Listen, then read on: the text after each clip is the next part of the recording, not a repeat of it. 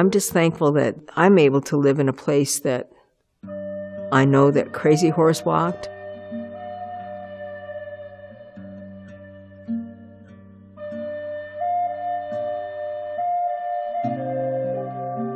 And these lands hold not only our ancestors' bones, but they also hold the spiritual essence of those who have lived here before. They continue on, that their presence continues on with us.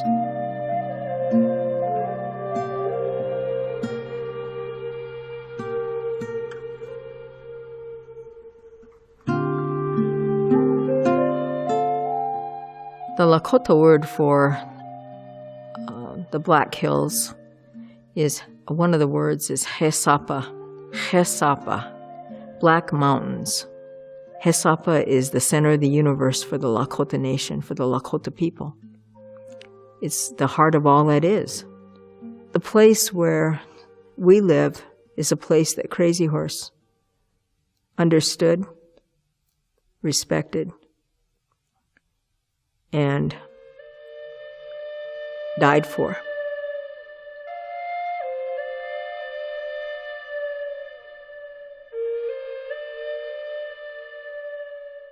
We came from Mother Earth out of the Black Hills. And so when we go to Wind Cave, or we go to any cave in the Black Hills, we think of that emergence. We think of when our people once lived inside Mother Earth. And we think of the time when we emerged and we live now a different life on top of Mother Earth. We once were, now we're common people, common women, men. When I come to the Black Hills, like if I'm gone for a certain amount of time, and I come to the Black Hills for a gathering or for just for a drive or for a visit, and I hear a lot of my relatives say that as well. They feel when we come here to the Black Hills, it feels like we're home. Bear Butte is one of our sacred prayer areas and mountains, and it's still a great, vision-questing, humbleicious site. Another place, Iakara, what some people know as Iakara, we would go there and get our Sweat Lodge rocks. So all of these places had a sacred and an important part in our migratory move around the Northern Plains.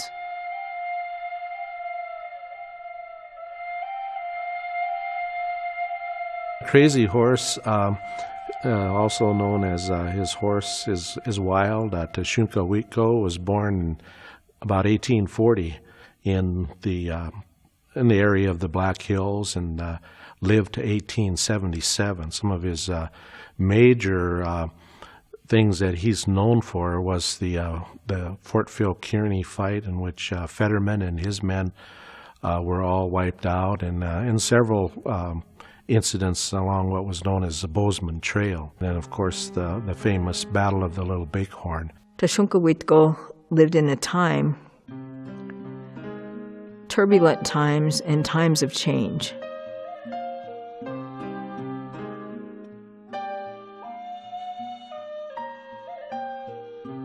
There are a number of different names that Lakota people can have, and sometimes they won't get their adult sacred name right away.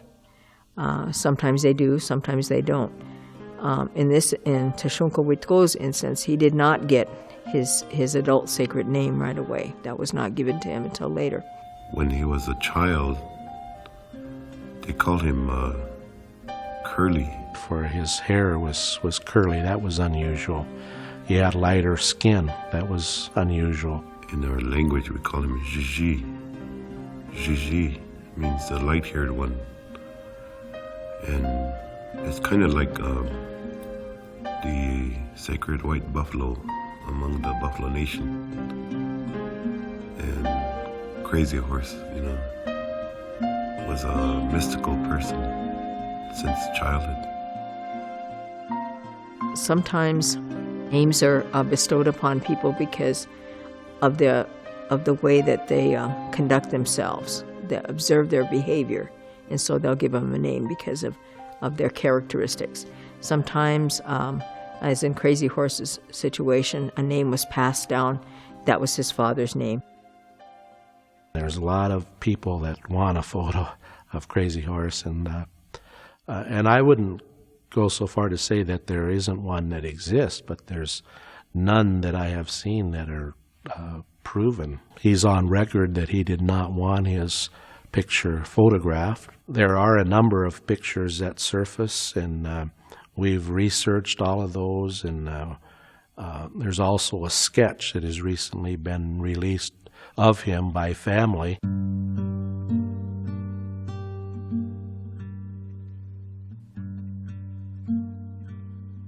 One of the photographs that's widely circulated, it's a nice dressed man, and he's posed in an elaborate studio, and he was never in an area like that. This has a tile floor and a elaborate studio backdrop, and other ones are just the photos were cropped or something like that.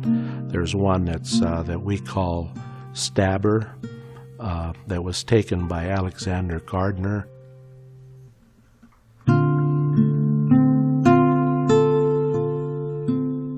At the age of 14 years old, a boy became a man. It is told by the relatives that when Crazy Horse Tasunke Witko did his vision quest, and he had his vision quest in various different locations.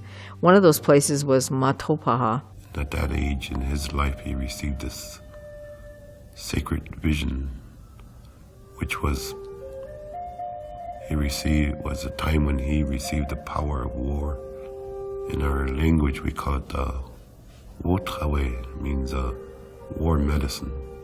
This medicine that he received came from the thunder being, the Wakia Oyate. Our people who have shared these stories about, have passed down, say that thunder and lightning guided his life. And part of his medicine was the lightning design marks on his arms and legs and his upper torso. Hail symbols, paint that he wore. These are what he received in his vision. The thunder being itself would be his protector. That is a very powerful kind of power to have. It's very, it can be destructive because thunder and lightning particularly can be destructive, cause fires, cause things to break.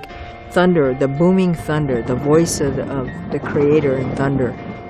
So you have the responsibility then sometimes to be the voice of reason and the voice of loudness sometimes, so that the people will listen. It created a mysticism about him.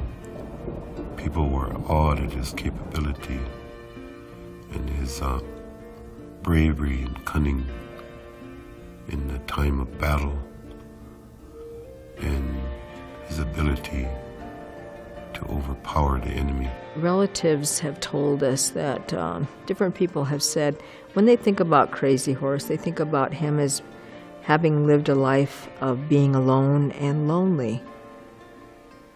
He understood that he was different, and he felt that he sometimes separated himself from the people. He found that kind of guidance that he needed in his life by displacing himself and seeking out that from not from other people, but from places where he can get direct connection to the spirits and to the land. So maybe it was lonely, maybe it was wanting and needing to be alone. Crazy Horse was a very humble person, and he was taught the ways of a warrior and to be humble by his mentor, Uncle High Backbone, who mirrored that same quality. And that's the way both of them were. They only wore one or two feathers.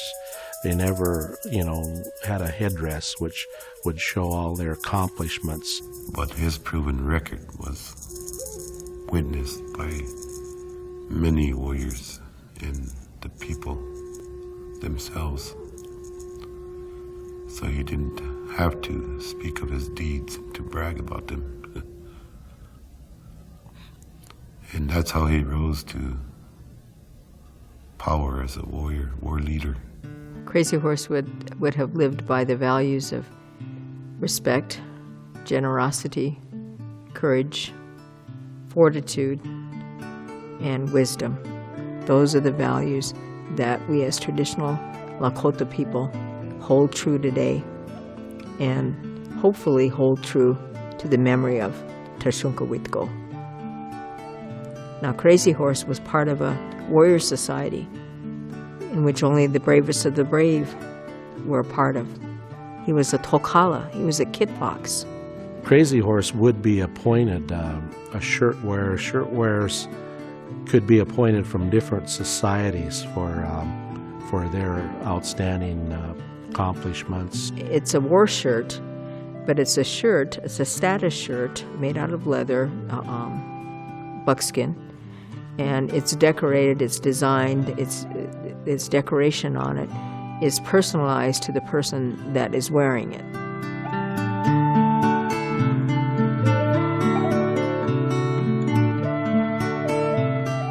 And he would not back down from whatever it needed to be done. Some of the headmen came by and they would stop at each lodge in this circle. And the other three were all expected to be shirt wearers. And they stopped, and it was no surprise to the people, when they chose people like Sword and American Horse. But when they stopped at the lodge of Crazy Horse and Waglula, they were very surprised in a way, because he was actually from a family that wasn't like in a hereditary shirt wearer type family. And so, but they said when he was chosen, the cheering was like about 4 times louder.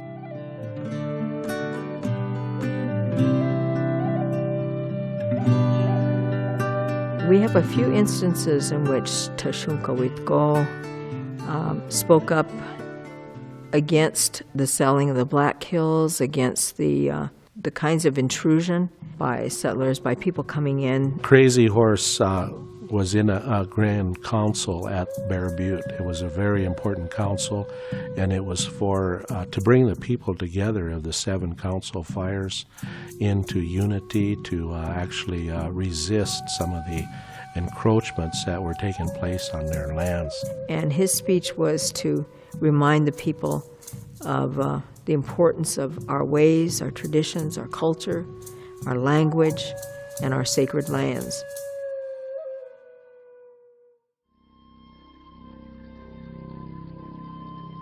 The Bozeman Trail was an area that was just north of Fort Laramie. It's on the east side of the Bighorns, all the way up there.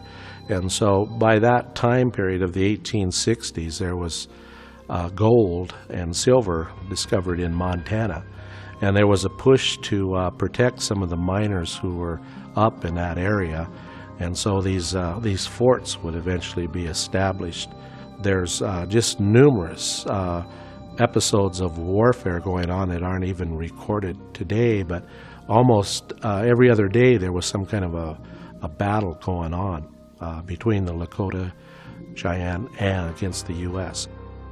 They had an officer there named William J. Fetterman, who was known as kind of brash and arrogant, and he disobeyed orders, and he was told not to leave the site of the fort, not to pursue the warriors over this Lodge Trail ridge to the north there. And he did so anyway, and Crazy Horse was acted as a decoy artist, and he would fall off his horse and act like he was wounded and running alongside his horse and leading them further and further and further until when they got over the hill, then they were overwhelmed by a large number of Lakota and Cheyenne.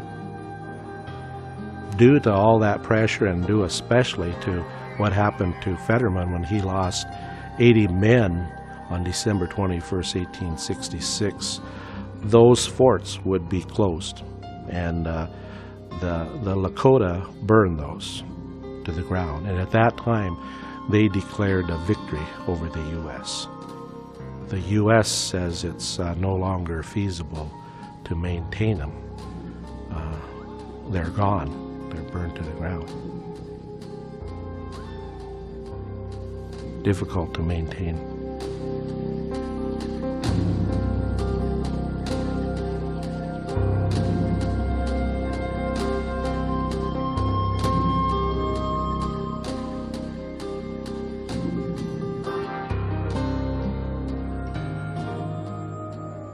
At that time in history, the Lakota put up a great defense against all odds, to defend their land, territory, and sacred Black Hills.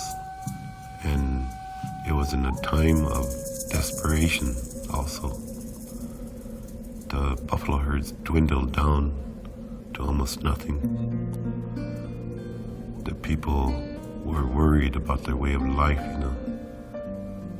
The buffalo was the way of life for the people.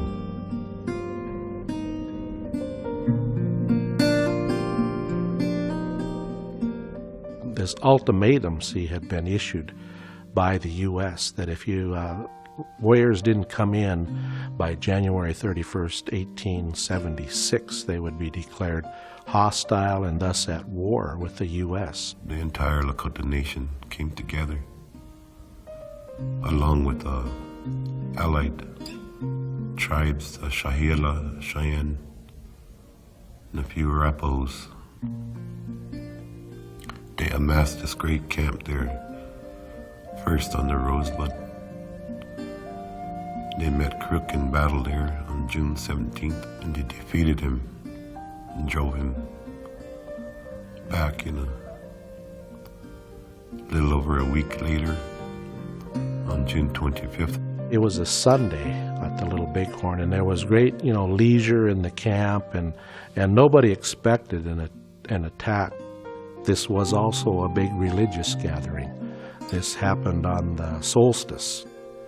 When Reno made his attack on the south, and Benteen was sent further to the south to look for the enemy, and Custer proceeded on up to where the area where he would perish with his men. They didn't realize any of that, and they didn't realize what a huge camp that was. Custer was racing in there. He's afraid they were going to escape, get away, and he wanted to catch him, and he caught him. And most of our accounts of the family that Custer likely lost his life or was severely wounded very early in the fight down by that river. And then, then they say, well, why wasn't his body found down there? Why was it up on Last Stand Hill? Well, we feel they had taken their leader back up on the hill with them. You wouldn't leave your leader there as you make a retreat. At that time, Crazy Horse was already a hero, and all the young warriors, looked towards him for direction,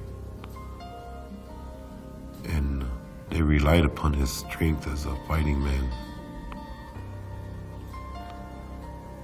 And he had center spotlight in that battle. By all the accounts, even when all the soldiers were dead on Last Stand Hill, there's people like, the Hunk Papas and them. They all observed Crazy Horse and Hump and Crow King and Moving Robe Woman. They were all on that hill. They said these were the people who were there, and we recognized them as great leaders, and here they were on Last Stand Hill. They wintered out that winter of 1876 along the Yellowstone River. We call it Hehakawakpa.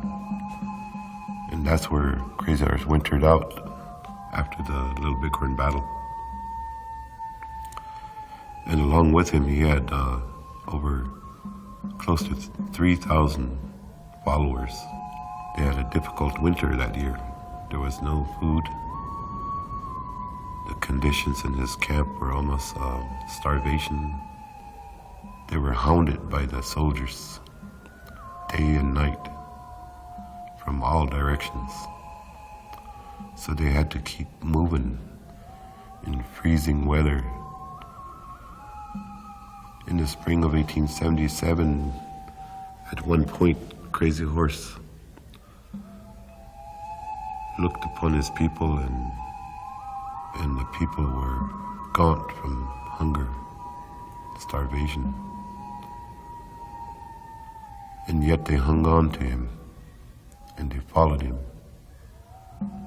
So when he turned and looked at his people, and he felt it in his heart, they say, and he felt for his people. And they said that he wanted his people to live and survive. The time for war was over. The buffalo were gone. That way of life was gone. There were 5 major surrenders that took place in late April and May of 1877 in the Powder River country. Crazy Horse would be sent to Camp Robinson. Touch the Cloud would be sent to the neighboring Spotted Tail Agency about 50 miles east of there. Dull Knife would be placed in Oklahoma, and Hump would join General Miles as a scout, and the 5th person, Lame Deer, was killed. Tasunke Witko, That was an intention to divide those 5 people. Well, in the final days of Crazy Horse's life, there was a lot of tension that built up to what finally occurred the day he was killed. First, he wanted to make sure that his wife was taken care of. She was sick at the time with coughing sickness, so he took her to Spotted Tail Agency for her protection.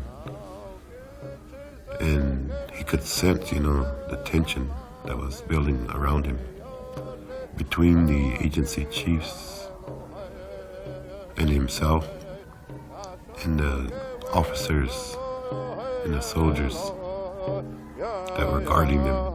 They went after him at Spotted Tail Agency, and they placed him under arrest and brought him back to Fort Robinson.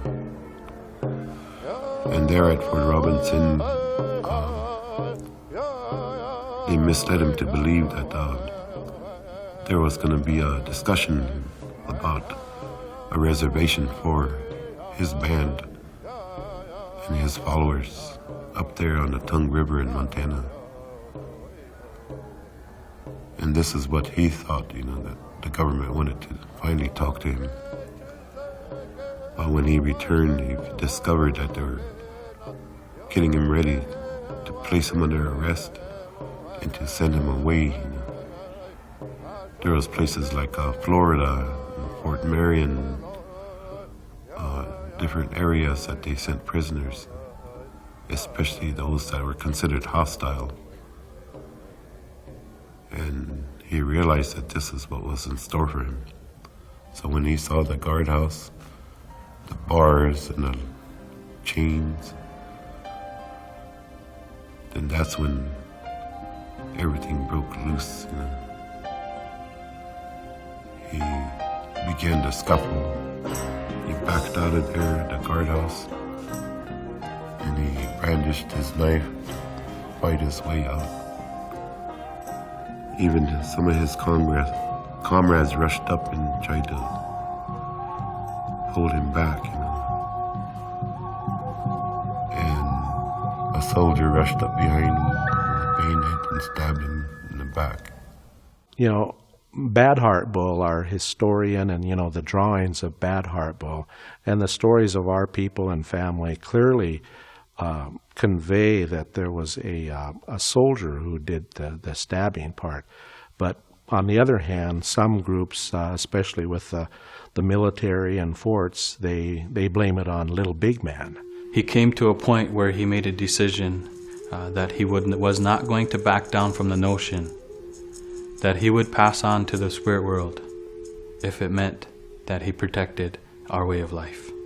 One of his comrades stated, he said, he searched for death and now it's finally come. Heche duelo, he said. Yeah, heche duelo. So that's the way it has to be. I don't think that he would have been able to live to be 80 and 90 years old. He died at a young age because he did what he was supposed to do in the time that he spent on Mother Earth.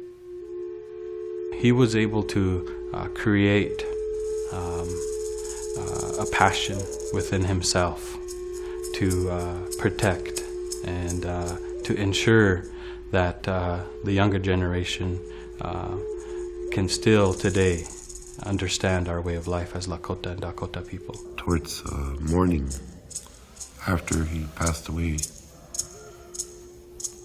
his stepmother rendered a song befitting a chief to honor him.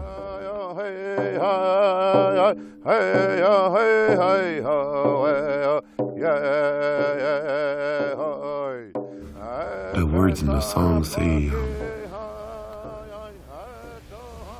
remember me when you see the Black Hills. Remember me, a defender of my people, a defender of this land. Never forget. And so said Crazy Horse. And he went on to the spirit world.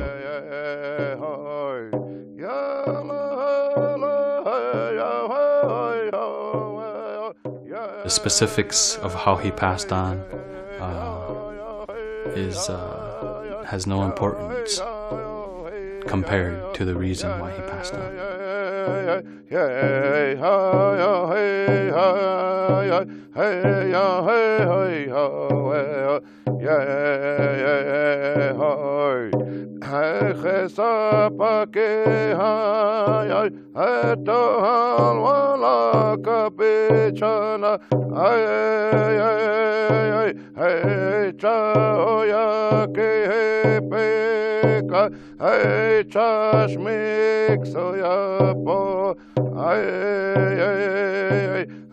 Tasunke Witko, hey, hey, hey, na, ya, yelo, yeah.